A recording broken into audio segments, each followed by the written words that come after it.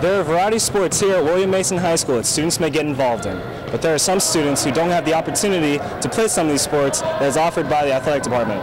But that doesn't mean they don't want to play. The cohorts program gives students with special needs a chance to play in team sports, as well as get involved in other activities provided by the cohorts program. Kristen Max, an advisor of the cohorts program, helps students with special needs participate in many activities. I definitely think it's a really good program for these students, but it's also a really good program for students without special needs because I think it really allows those students to understand and empathize with students with special needs and reach out to them. MHS student Joey Otero is also given a chance to participate in the program, giving them a chance to connect and help those with special needs. I got into it because I was friends with Christina Vergara and Pedro Diaz. We all three wanted to do it last year, and for the most part, it's the three of us have been doing it for 2 years now, and I got into it just from hearing about it from Christina, and I've had classes with Matt, Micaiah, Ray. I've had a lot of classes with them, and I just wanted to hang out with them some more. There are many students with the ability to excel in sports. However, there are those who love the sports but don't have the opportunity to play in them because of their disability. This program brings the two together by allowing students with special needs to engage in activities with volunteers who not only love the sport, but also loves working with the students. I'm Jason Pill, NBC News.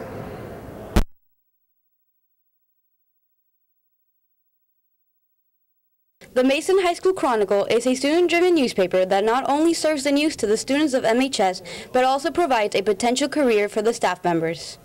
Chronicle Editor-in-Chief Rebecca Barnes feels that the world is a scary place for journalists, but she is prepared to adapt to this competitive profession. I feel prepared. I think it's a scary world to be a journalist because it is moving to online and you don't really know what's going to happen. But I've tried to prepare myself as much as I can, learning online journalism, print journalism. I want to try to learn broadcast. So I want to prepare myself as much as I can, but I don't think anybody can be really ready. You just have to be ready to adapt. By being part of the Chronicle, Associate Editor Chloe Canoe has learned there's more to journalism than just writing stories. You don't really learn how much goes into the process of creating a newspaper until you're actually in here and see how it's not just writing stories and printing them. It's a lot of editing behind the scenes, a lot of thinking about what stories will work, and then you can't have stories that are too similar to each other. And then it's also a lot about being able to lay out and being able to graphically make things appeal to your readers. It really helped me grow as a person and learn that you can find people's stories just by looking around, looking at the world outside, and it just showed me how I can dig deeper into my journalism and learn so much more about journalism itself and me as a person. I feel like we're a pretty important part of the school. We let people know what's going on in the school, in the community, and in the world. So it's really cool being a media outlet to 3,000 plus kids. Being part of the Chronicle has allowed the staff members to dig deeper into journalism and to prepare for the competitive world that awaits them. I'm Fernanda Hurtado, NBC News.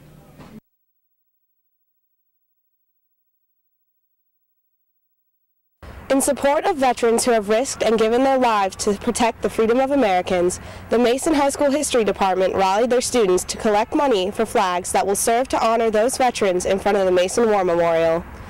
Angie Johnston was a leader in organizing and raising funds to support their initiative.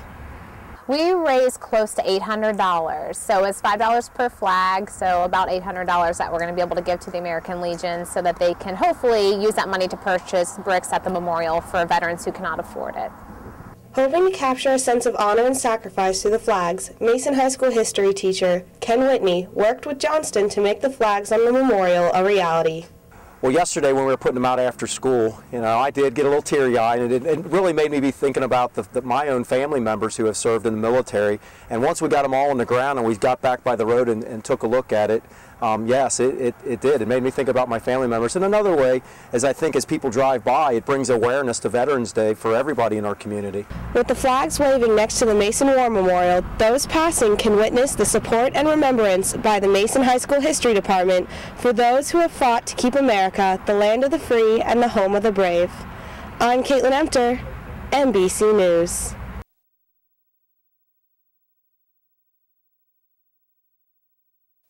Within the halls of Mason High School, the football players are best known for making the big plays on the field. but in the halls of Mason Intermediate, those same players are known on a more personal level.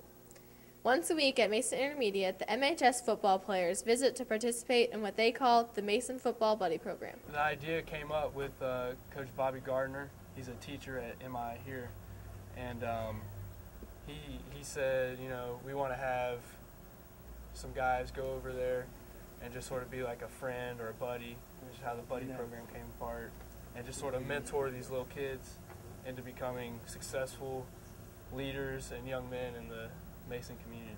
But the students and their mentors do more than just play board games and socialize. When we do our walk and talks on Fridays before our games, being able to see our little buddies come out and run out and give us a high five or come and give us a hug or say hi or whatever, just shows that it's come a long way, and we can't wait to see where it goes.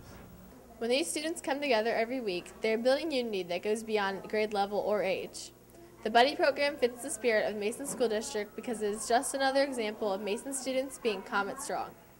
I'm Kelsey Kolb, NBC News.